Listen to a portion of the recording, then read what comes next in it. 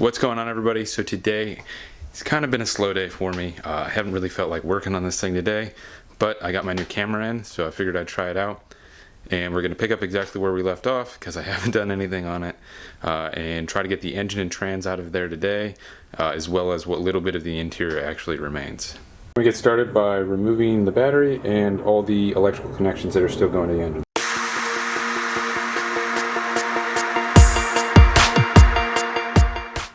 Well, and the first broken part from corrosion starts already.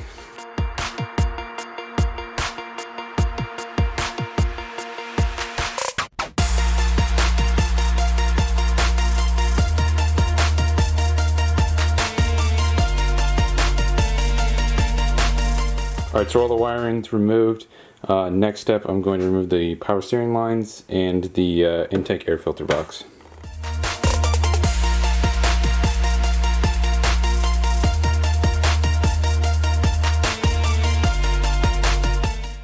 And now fuel lines and the brake booster vacuum hose, and then we'll jack up the car and drain the coolant and pull the radiator and the radiator hoses.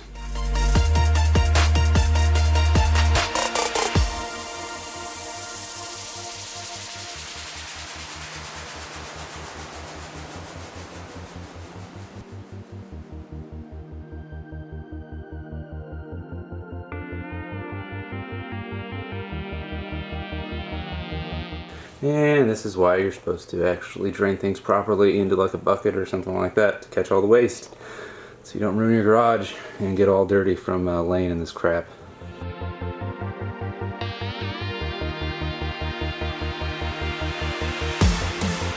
Okay, radiator's out, and as the coolant's draining from the fluid, I'm going to start removing the downpipe from the engine, and then make my way underneath and disconnect it from where it bolts up to the engine and pull it off the catback as well.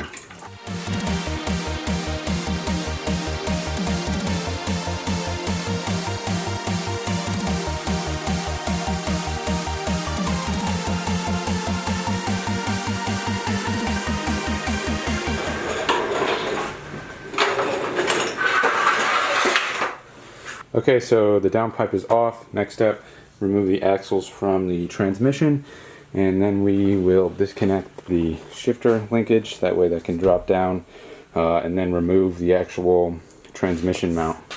Just finished the axles, the transmission mount, and the drive shaft, and now the transmission fluid is draining, so it won't get all over my garage as soon as I pull both of them out. Next step, I'm going to remove the shifter linkage, and then I can drop the motor mounts and the engine should be free.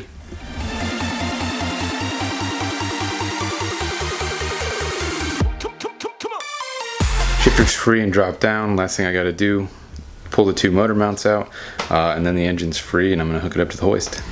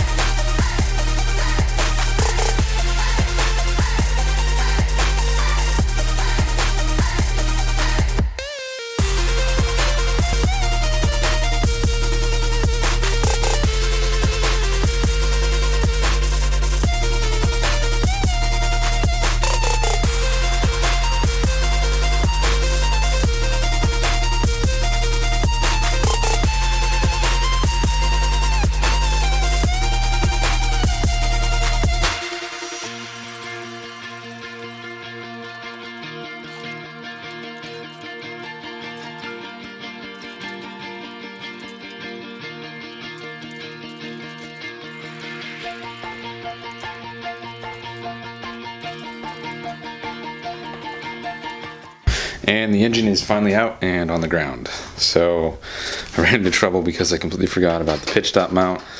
Don't know how I did that. And then also forgot the ground, which I even, in my last video when I pulled the engine the last time, I was like, don't forget that one ground, but that's the ground I forgot. And I also didn't remove the hood until I was pretty far into it, so that made it a lot more difficult. And since it took so long, and I was just drenched in sweat from it being 100 degrees in here, I had to go change. So, plus I was covered in grease from what little bit of oil actually dripped from it. Next step, I'm going to push the car out and actually clean up really well as I can, and somewhat organize everything that I pulled out. That way it's a little bit easier to work in the garage, and then start working on the interior.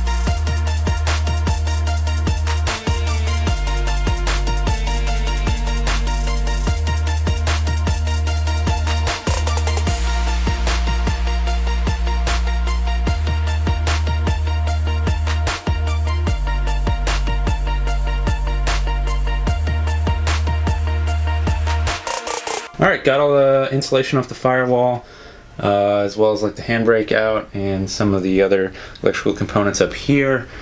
Vacuumed it out, and it's pretty much done for tonight. I'm going to start using dry ice on the sound deadening tomorrow, and that'll be for another video to fully strip it. And obviously I'm going to pull out a few more things before I do that, some of the wiring and whatnot that I don't need, as well as like the trim pieces that are hiding it. Well, that's all I got for this one. Progress is going pretty slow. It took me a lot longer to pull the engine, and it's taking me a lot longer to get all the interior out, but almost to where I can actually start doing the other stuff, getting rid of the sound deadening, and then starting to seam weld the entire chassis, and then move on to throwing it on a rotisserie and taking care of seam welding underneath. Make sure you guys subscribe if you want to continue to follow the build. It's definitely going to keep progressing, and I'm going to be pretty regular about the videos since I've got quite a bit of time on my hands. So it'll be fun to actually start working on this thing a little bit more than just taking it apart. See you guys in the next video.